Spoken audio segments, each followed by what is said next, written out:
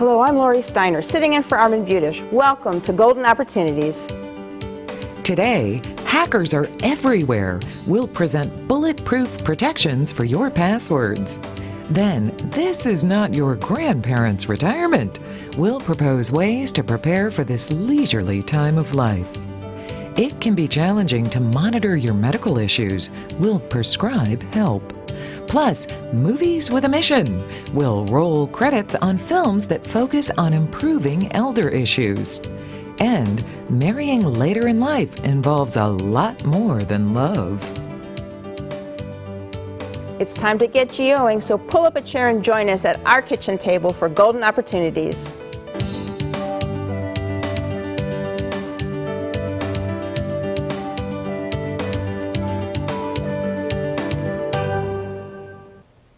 You're not paranoid if you are protective of your password, but how can you be really sure your password is really secure? Brad Gladish is here with safety suggestions for ensuring your personal information remains private. Brad is an information security specialist for Medical Mutual of Ohio. Good to see you again. Yes, likewise. Thank you for having me. So, we want to use a password that's easy to remember, so what's wrong with that? Well, if the password's easy to remember, then it's probably easy to guess. You know, a lot of the cyber criminals out there are trying to guess these passwords. And so a few things that you definitely want to avoid. Number one is you want to make sure you're not using a common password, like the word password, 123456, ABC 123. You know, the cyber criminals know that people use these passwords, so these are the first ones that they try and guess when they're targeting you. You also want to make sure that you're not having any of your names, your spouse's names, kids' names, or phone numbers, or even your date of birth in your passwords, because a lot of that information is accessible through a normal Google search. So, you know, bottom line, you don't want to use personal information when it comes to your passwords. Okay, so what should we use? Do you have some, like a password primer for us? We do. So you have to remember, your password is your first line of defense when it comes to securing your information. So you want to make sure that it's secure. So first of all, you want to use a password that's complex. It has 8 characters, numbers, letters, uppercase and lowercase, and special characters. You also want to make sure that when you're using these passwords that they're secure. And the thing about it is when you have a complex password, the more complex it is, the longer it takes to basically guess what it is. It's been proven that if you have a complex password that meets the criteria of what I previously described, your password crackability goes from a few seconds to actually 20+ years where it would be guessed. So it's pretty good to make sure you have that complex password. Sounds like it, yeah. And you want to also make sure you use a passphrase to come up with a complex password. So instead of using like actual words in your password, you can use the first letter in a grouping of words. So for example, you could reference the first words of a nursery rhyme or the lyrics to your favorite song. You can mix numbers for letters. So instead of using the letter 0 in your password, or excuse me, the letter O in your password, you could put a 0 in there, or a $sign for in place of a letter S. You do want to make sure that you're using different passwords for all your different websites that you use. Makes sense. It makes sense. Because if they got one, they got them all. Right. In the event that your password is compromised, make sure you change it on all of your sites. You want to make sure you're password protecting your mobile devices. A lot of people don't realize your mobile device is a mini computer and it has sensitive information. So put passwords and PIN numbers on there to protect that information. And you also want to make sure you're changing your passwords frequently. I would recommend, at minimum, change each one of your passwords once every 30 days. Oh my goodness, I'd be doing nothing else. I know, it's a lot. Like. Okay, so we do all of this. Now we've got these complex passwords. How do you remember all of these things? Sure, most people probably think, well, maybe I should have a list of these passwords on my computer. Well, that's a big no-no. If you think about it, if you've got that password list on there and somebody actually compromises your computer, now they have all your passwords, basically the keys to the kingdom. So what you can do is you can actually document these passwords by physically writing them down, okay? But make sure that list is secure when you're not using it. Of course. But you know, really the best medicine is to memorize these passwords, and you know, as you use these tips and everything, it really becomes a lot easier to remember them. Do you have like just like the top 3 tips if we're just trying to get started with all of this? Absolutely. The most important thing that you want to do is make sure you're not using one of those common passwords. You also want to make sure you're using that complex password with at least 8 characters, and then lastly, change your passwords frequently. All right, wow, common sense, good advice. The internet is making our lives a lot easier, but it's also making it a lot easier for others to get access to our information. Follow Brad's advice and use his tips to protect yourself. My thanks to Brad for joining us today. Thank you. Learn more about Medical Mutual of Ohio by visiting their website, www.medmutual.com/2014options, or call 1-866-488-3266. Next, rethinking retirement. But first, did you know the average person laughs 13 times a day? It's true. But the cold, hard truth is there's something we do even more for a total of 22 times a day. Do you know what it is? Don't freeze up or go sneak a snack. We'll open up and produce the answer when we return. My husband and I got into the car and we couldn't do it. We couldn't pick one baby over the other. Coming to Metro changed the entire pregnancy. We actually started to become happy with our situation. We owe a big thank you to Metro. I can't imagine our family without Sam. Whether you're getting a drink, looking for a snack, or grabbing some leftovers, if you're an average American, you open the refrigerator 22 times every day. And that includes the times you open that fridge door just to check out what's inside. Get your tickets right here for the right retirement roller coaster. Feel the thrills and chills of ups and downs of trying to keep your post-work plans on track. To keep from being thrown off track, be sure to buckle yourself in and listen to someone who knows this ride well, Jim Lineweaver. Jim is a certified financial planner with the Lineweaver Financial Group. Welcome again. Thank you for having me. Planning for retirement really is a wild ride. I don't think it used to be, right? What happened? Well, I could move my office over to Cedar Point, I guess. But there you go, yeah. But in any event, yeah, you know, you used to retire, you'd get a gold watch, you'd have a pension for the rest of your life, you'd have Social Security, and Medicare and other your health care costs were taken care of. You don't have that anymore. Everything's self-directed, you have IRAs, you have 401ks. Most recent recession, a lot of people got rid, or companies got rid of the matching on their 401ks and things. So now it's tougher and tougher to have that safe and secure retirement. Yeah, and people are living longer, maybe having to work longer, right? I mean, how does these changes happening affect what we're doing for retirement? Yeah, well, people have to start saving for themselves. I mean, they got to pay themselves first, and that's a great adage. But for those people that are really close to retirement, we are seeing people working longer, and it's not because they want to, it's because sometimes they're forced to do that. That's not a predicament you want to get in, because what we like to see is people in that first 10 years of retirement, that's the time to get your bucket list done. I mean, you know, you still get your health, get out there, travel, and some people can't do that. The luxury of people that do have the ability to do that, maybe they're going for their dream job and just don't worry about the money that's coming in. The people that are having to work longer, though, the only good thing that's really coming out of that is that they don't have to collect Social Security at such an early age. They can push it out longer. You can push it all the way out to age 70, and therefore they may get more Social Security when they go to collect. Okay, could be a bigger amount. So, but we're living longer. That means, in addition to these monthly payments, which are not as secure anymore, we have to deal with saving, right? Yes, and that's where this country is in a huge problem. For the industrialized nations that are out there, we're one of the worst savers. Oh, so there's a recent there's a recent study by the Economic Policy Institute that said less than half the people that are kind of on that cusp of retirement, which is age 56 to 61, they have less than $91,000 saved, which is not a lot of money to get you through a successful retirement. I guess there's other items we should be planning for also that maybe our parents, our grandparents didn't have to worry about. So can you give us some examples? Yeah, matter of fact, we talked about health care, and health care used to be totally taken care of. You never had to worry about it. But unfortunately, people have to pay to bridge the gap between age 62 to 65 or so.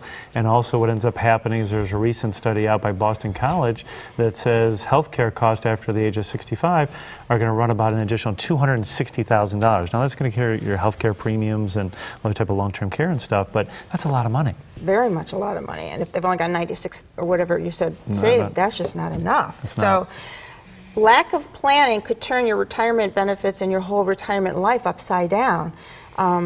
you've got some straight talking seminars coming up, right? We do, because there's a lot of ways to help people out. So we have 2 education seminars that are coming up for your viewers, and they're free to the people that are watching the show. It can be Tuesday, October 14th at 1 p.m. or also Thursday, October 16th at 6:30, right in our Valley View office.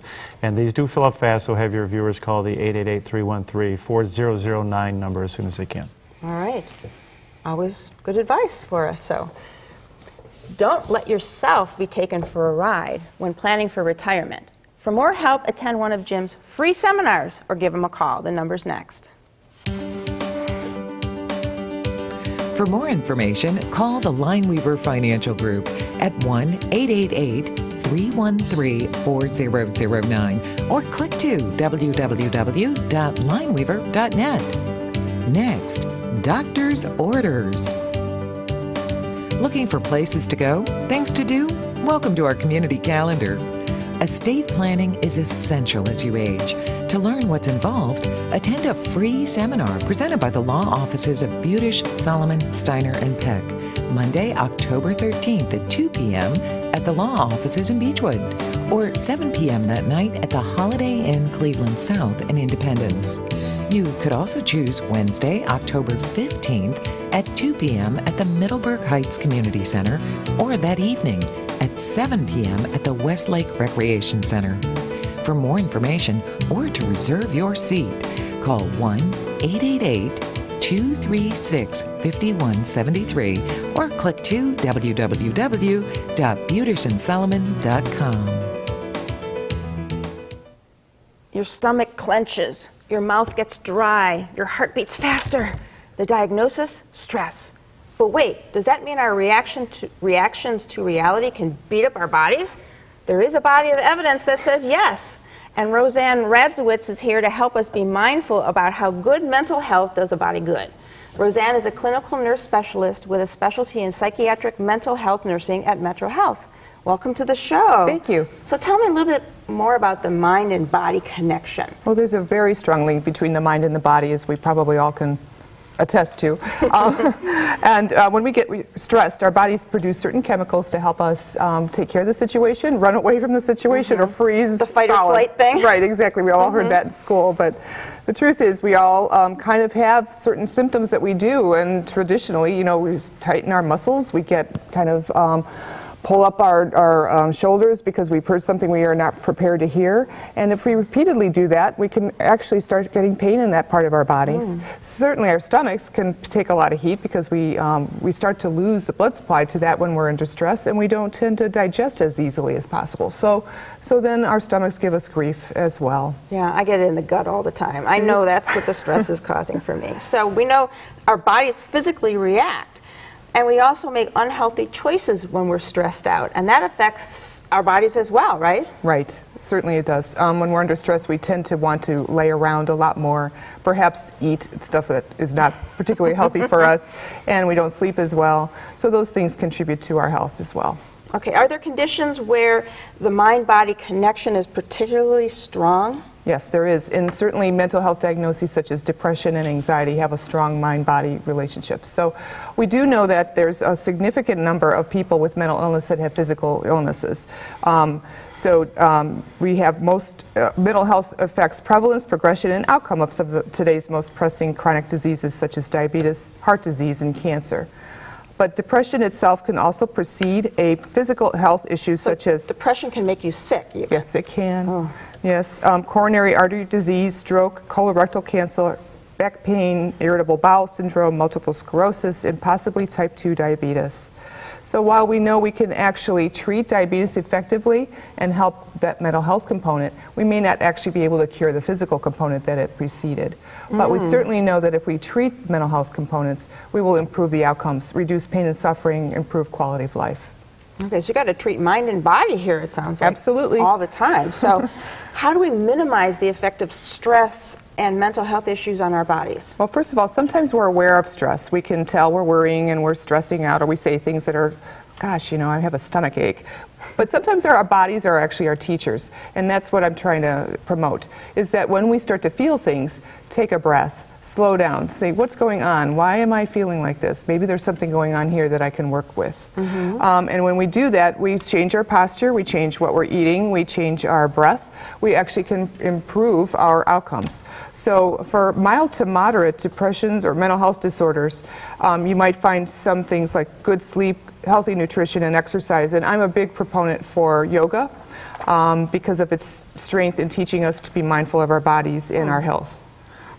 Screening, meditation, and counseling have been useful in managing these stressful things. You can get a group, a mindfulness-based cognitive therapy, individual therapists, counseling groups, online programs are all very helpful. Even online? Yes. I didn't even know that they had counseling online. Well, there's skill sets that we can teach people, and then they can participate and do that on their own, and then participate and talk to help them practice more often. So really, the stress is the same thing they say for everything.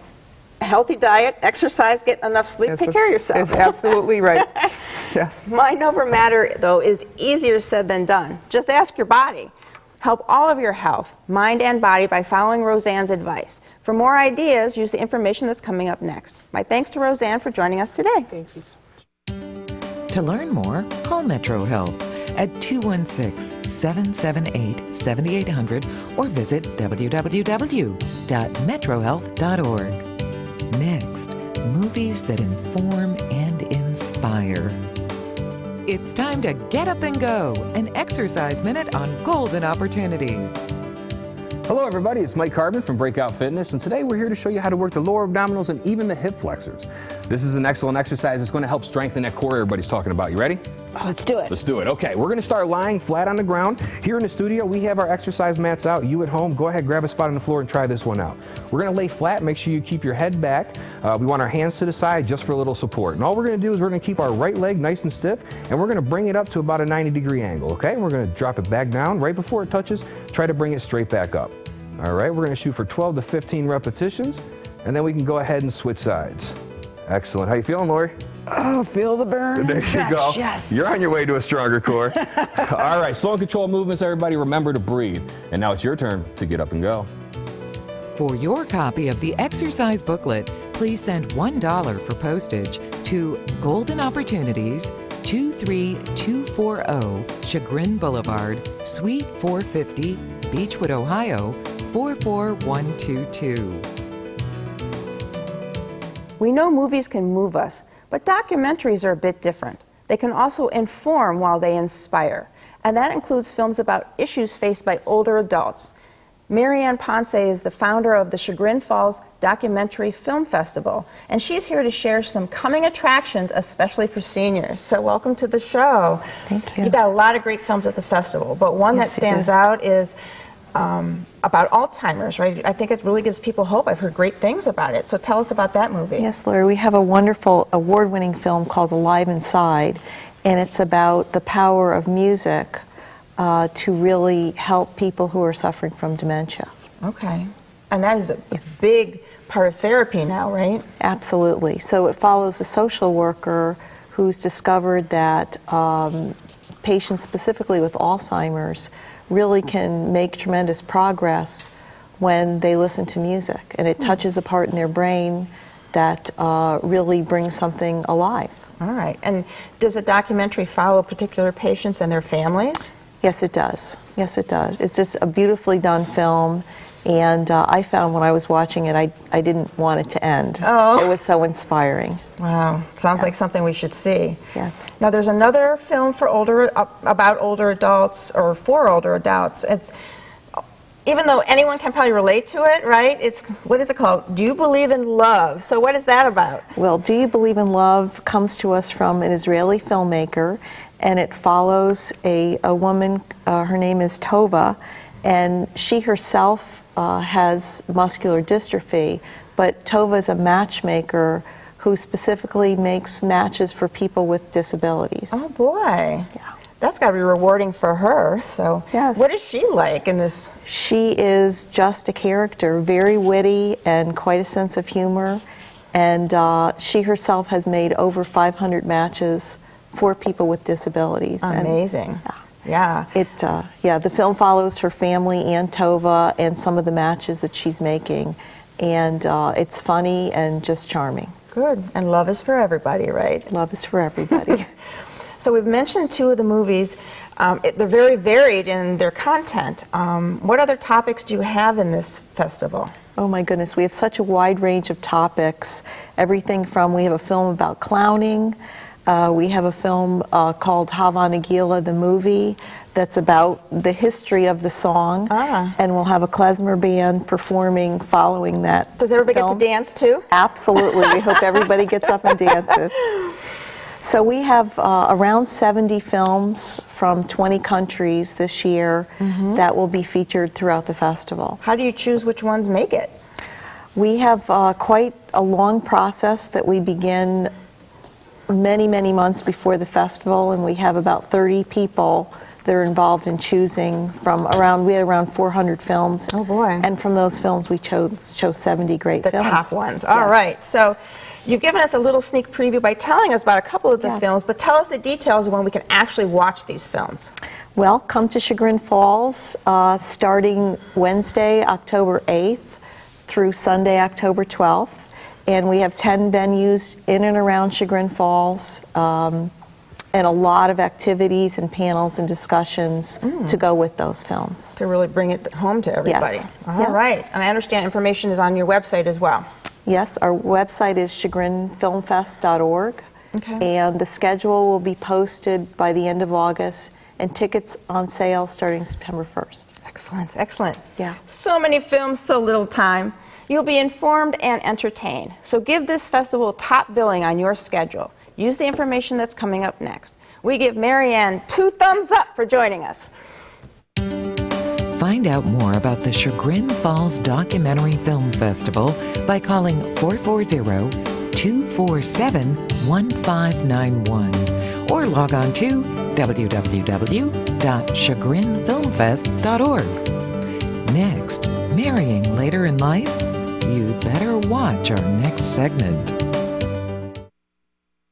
Hilltop Village Apartments is retirement living at its best. Residents enjoy a wide variety of activities and living services with all large first-floor apartments, private screened-in patios with beautiful park views, daily dining room meals, free laundry facilities, 24-hour staff, and so much more.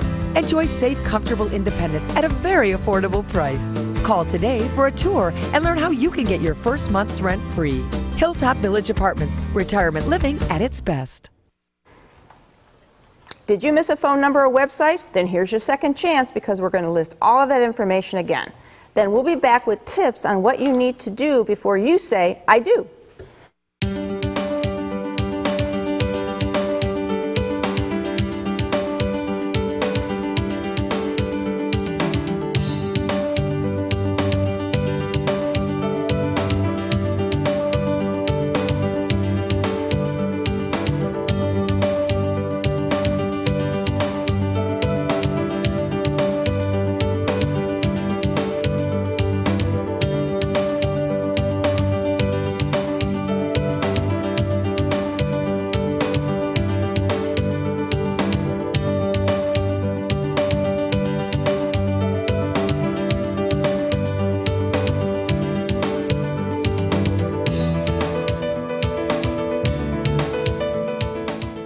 When you're in your 20s and thinking about getting married, finances are probably not a big consideration. It's all about love, right?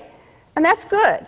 But when you are thinking about getting married or remarried later in life, you have a whole lot more than the guest list to plan for. Here to explain is my law partner, Mike Solomon. Hi, Lori. Hey, Mike.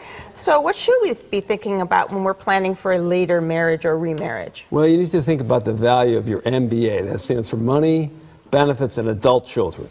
Okay, well, let's start with the M, the money. Well, as you mentioned, if you're in your 20s, presumably you don't have a lot of money, but as you get older in life and let's say a second marriage, you may have more money, and the two new spouses may be in a completely different financial situation. So if you're getting married to someone, they may have already a divorce decree that says that they have to give half their pension benefit away and maybe half their life insurance and half all of their assets away. So what you need to do if you're going to get married, a second marriage let's say, is is ask to see the divorce decree, to see what sort of economics are there. And also, you might want to look at their credit rating to see, if they have any debts. You don't want any strange surprises. Ooh. Now, I know that's a tough thing. You don't want to say, really tough. Honey, I love you, and by the way, let me see your credit report.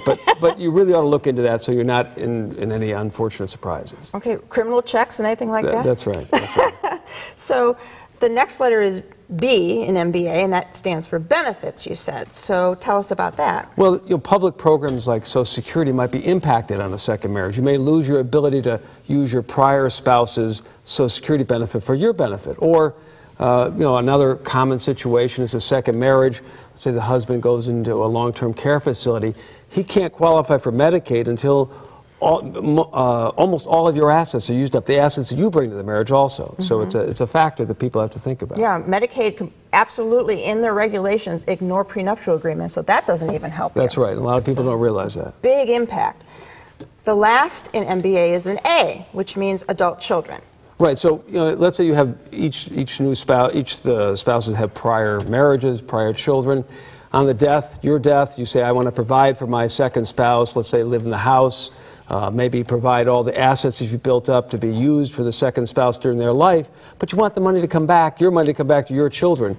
Many people don't think about that. They provide that their second spouse inherits the assets, and then what happens? Second spouse changes the will, says everything goes to my children, and your children have been written out mostly unintentionally. And there's no law that says they can't change the will at That's right. the death of the second, right? And that happens quite often. Quite often. All right. So marriage in your autumn years is usually much more complicated than when you're a spring chicken. You should speak with an experienced lawyer before tying the knot. Pursuing this MBA will give you a degree of certainty about your financial future. Call Budish, Solomon, Steiner, and Peck at 1-888-236-5173 for more information or to schedule a speaker for your organization.